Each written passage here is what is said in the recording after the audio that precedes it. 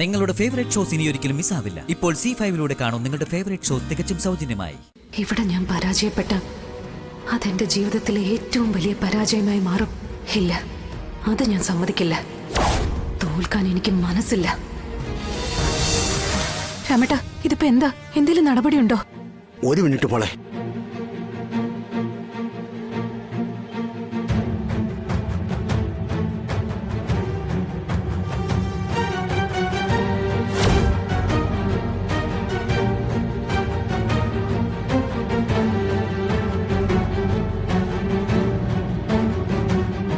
ഇതാണ് സത്യഭാമയുടെ മകൻ വിഷ്ണു.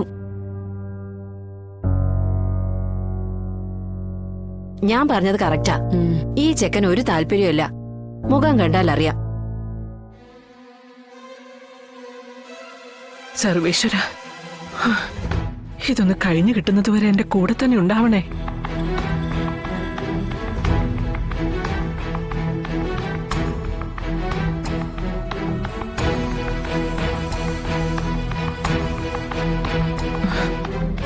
വിഷ്ണു, ഒന്ന് സന്തോഷമായിട്ട് നിൽക്കടാ.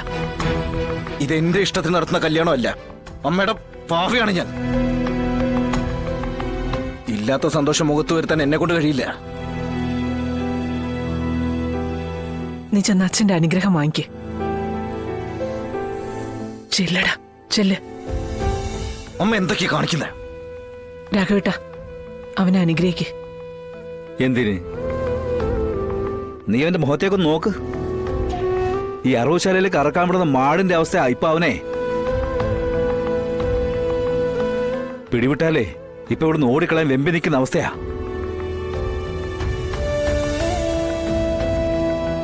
അവന്റെ മുഖത്ത് നോക്കിട്ടെ ഞാൻ എന്തനുഗ്രഹിക്കാനാ? ആളുകളൊക്കെ ശ്രദ്ധിക്കുന്നു. നിങ്ങൾ ഇരുന്ന് തത്വം വിളമ്പാതെ ഞാൻ പറയുന്നതൊന്ന് കേൾക്ക്. ഡാ, കാലോട്ട് വന്ദിക്കടാ. മോനെ, ഈ ജീവിതം എന്ന് പറയുന്നതേ ഒരു വേഷം കെട്ടലാടാ. ഈ മറ്റുള്ളവർക്ക് വേണ്ടി കെട്ടിയാടുന്നൊരു വേഷം. അതിന്റെ ഏറ്റവും വലിയ ജീവിക്കുന്ന ഉദാഹരണമാ ഈ ഞാൻ, നിന്റെ അച്ഛൻ. ഇനിയിപ്പോ എന്റെ ഒപ്പം നമ്മളെ വീട്ടിൽ ഒരാളോട് കൂടുന്നല്ലേ ഉള്ളൂ. നമുക്ക് വരുന്നത് കാണാടാ. നീ ഉപദേശം കേൾക്കാതെ കാല് തൊട്ട് തൊഴടാ.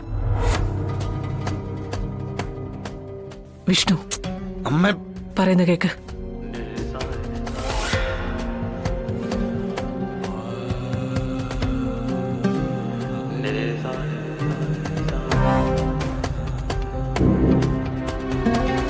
ചെറുക്കന് താലി എടുത്തു കൊടുക്കുന്ന ആരാ? ഞാനാ. അമ്മയുടെ കാല് ഇപ്പൊ തൊട്ട് വന്നിക്കണ്ട, ചടങ്ങാവുമ്പോ ഞാൻ പറയാം. ശരി. പിന്നെ ഈ കാണിച്ചു കൊടുത്തൊക്കെ ചടങ്ങല്ലയോ?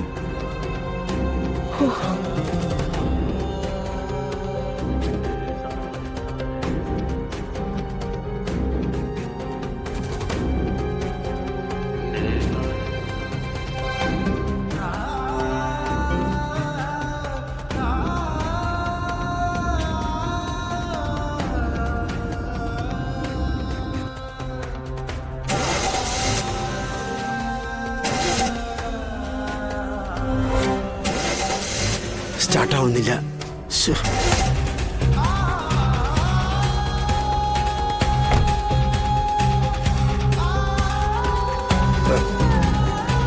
ഇനി വിവാഹം നടക്കാൻ കുറച്ചു നേരം കൂടിയേ ഉള്ളൂ. എല്ലാം അവസാനിച്ചു എന്ന അവസ്ഥയിൽ നിന്നും പപ്പിയും സത്യയും ഒരു വഴി തുറന്നു തന്നതാ. ഹർഷനിലേക്ക് എത്താൻ എന്ത് കടമ്പയാ കൃഷ്ണ ഞാൻ ഇനി ചാടിക്കടക്കേണ്ടത്? എന്തിനാണ് എന്നെ ഇങ്ങനെ പരീക്ഷിക്കുന്നത്? പപ്പിയും സത്യയും ഈ കല്യാണം മുടക്കാൻ വേണ്ടി ചെയ്തതെല്ലാം വെറുതെ ആയി പോവും.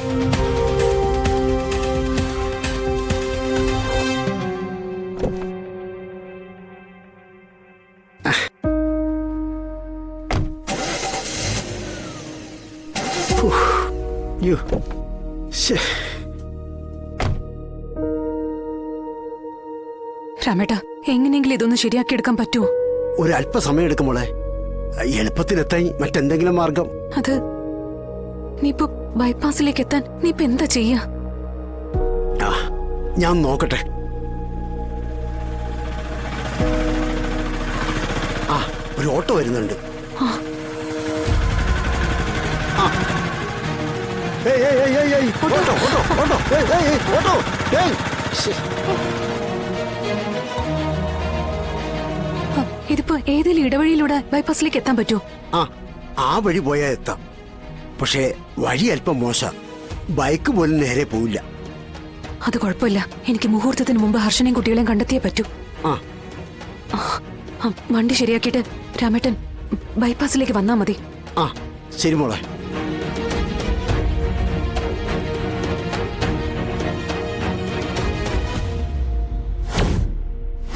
തോറ്റുകൊടുക്കാൻ വയ്യ.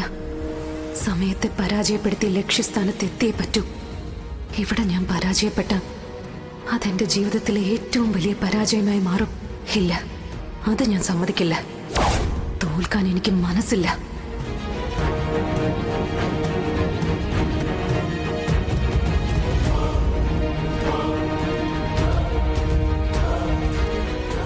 എന്താ പറഞ്ഞേ? സത്യടമ്മ ഇപ്പൊ വരാന്ന് പറഞ്ഞിട്ടുണ്ട്. വേഗം വന്നാ മതിയായിരുന്നു. ഇതെവിടെ എത്തി? വല്ല നിശ്ചയമുണ്ടോ? എവിടെ എത്തിയാലും നമ്മുടെ പിന്നെ സത്യടമ്മയില്ലേ? ഓവ്. പക്ഷെ ഈ കാർ എവിടെയും നിർത്തിയാലല്ലേ നമുക്ക് കാര്യങ്ങൾ പറയാൻ പറ്റൂ. എന്തായാലും ഇതുവരെയൊക്കെ നമ്മൾ എത്തിച്ചില്ലേ, ഇനിയുള്ള കാര്യങ്ങളും ഭംഗിയായിട്ട് നടക്കും. എന്തായാലും കല്യാണം നടക്കാതിരുന്നാ മതി. അത് നടക്കില്ല. നമ്മുടെ ഈ കഷ്ടപ്പാട് ഭഗവാൻ കൃഷ്ണൻ കാണുന്നുണ്ടാവുമല്ലോ. അതുണ്ടാവും. ഇന്നലെ സത്യ ഈ കല്യാണം മുടങ്ങാൻ പ്രാർത്ഥിച്ചില്ലേ? ഇന്നും പ്രാർത്ഥിച്ചു. അപ്പൊ തീർച്ചയായിട്ടും ഒരു വഴി നമ്മുടെ മുന്നിൽ കാണിച്ചു തരും.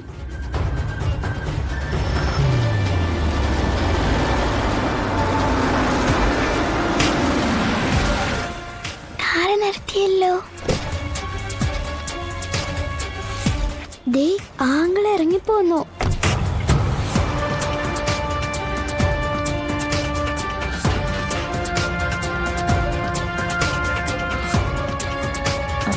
ചേട്ടാ ഒരു ചായ.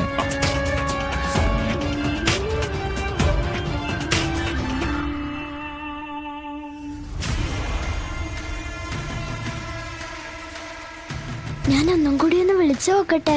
ആ വിളിക്ക്.